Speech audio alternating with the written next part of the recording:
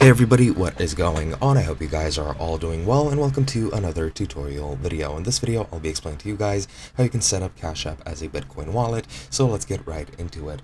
Now, the nifty thing about Cash App is because when you set it up, you can very easily use it as a Bitcoin wallet. Once you buy it, you can very easily just store Bitcoin on it, and then possibly you can transfer it to another wallet if you wanted to. However, you can just keep it within the app itself. Now, to of course set up the app, all you need to do is download the app, then create an account, connect it to your bank account, and then add the cash to your Cash App if you want to be able to buy Bitcoin at a later date.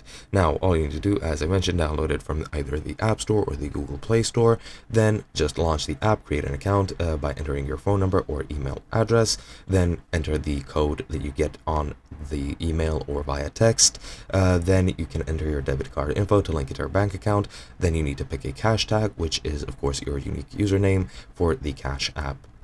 Then enter the zip code, and then you can start using it. Now, once you've set everything up, you can request a Cash App card, which I do recommend you do. So just go to the card menu on the home screen, the second icon from the bottom left,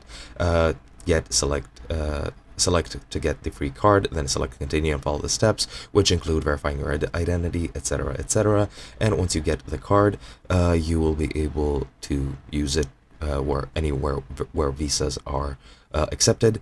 And to purchase and store Bitcoin, you just need to tap the Bitcoin icon at the bottom of the screen, and you'll see the graph showing the value of Bitcoin over time and your balance. And then just tap the buttons to buy, sell, or send Bitcoin if you want to, and you can send the Bitcoin to your wallet or another wallet if you have it, if you want to. And that's pretty much it. Hope you guys enjoyed, and I'll be seeing you guys in another video.